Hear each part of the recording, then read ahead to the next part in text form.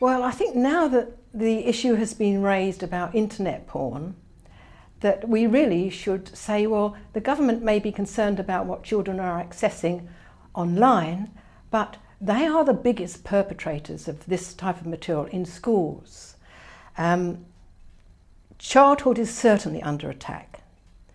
The right for child innocence and for a child to be free from being sexually coerced under the age of consent and given condoms and shown explicit material is not right. Their childhood is being disturbed. Bearing in mind that from the ages of 6 to 12 is what is called, in child development terms, the latency period. And that is a time when their sexual interest is more submerged. And that is when they develop character, such as compassion. Now, if they are interfered with explicit pornographic type material of all manner of sexual practices, they can develop aggression instead of the compassion. So their childhood development is thwarted. And it's a very serious thing. We do know of instances of girls that have been traumatised by seeing some of this material in schools.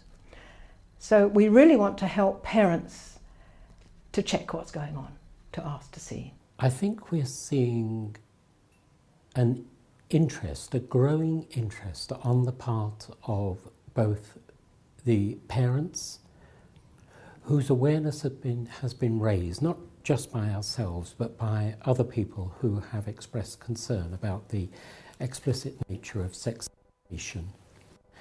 And I think once people begin to realise just how explicit that sex education is, then it begins to worry not just the parent, but I think it worries the professional as well.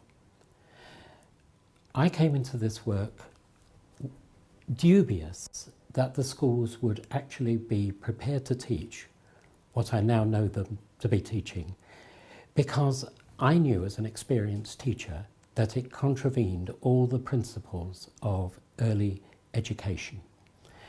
One of the maxims that we lived by was the idea that you never taught anything that was going to be inappropriate for the child at that particular stage. Now, I contend very strongly that the kind of imagery and the kind of material and the kind of ideology and ideas being put in front of children today is totally inappropriate to the age group. It is not appropriate, in my view, to teach people in the so-called latency period between 6 and 12 how to procreate. And indeed, it's not just a question of the mechanics, it's a question of the attitudes, the context, whether this is done in the context of marriage or whether this is a free-for-all for everybody.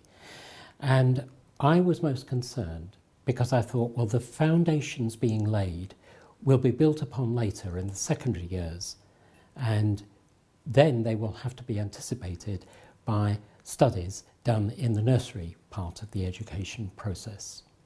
So I would say the more we can do to raise people's awareness, be they professionals or parents, that is success. Well, we have developed an action plan, and this is it's called C2PC, Campaign to Protect Children, and we're having meetings to try and get legislation drafted to prevent some of the perpetrators of this material from having access in schools, and a whole variety of other aims that we're looking at.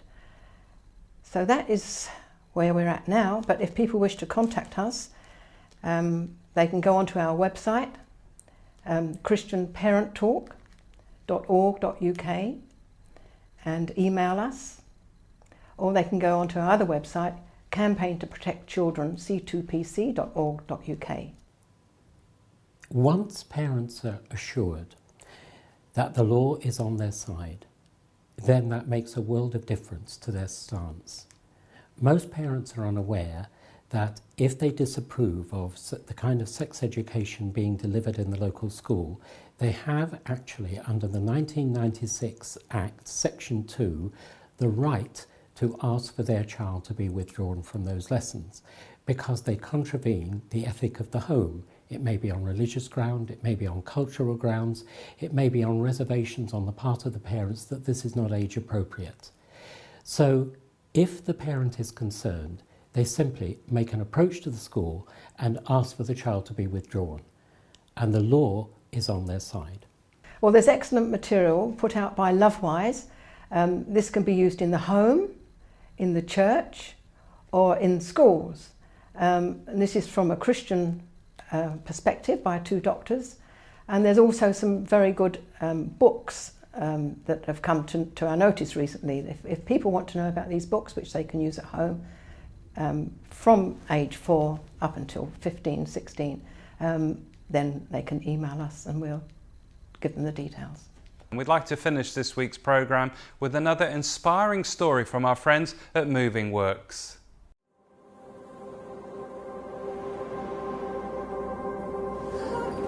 One more push. You got it, babe. You got it.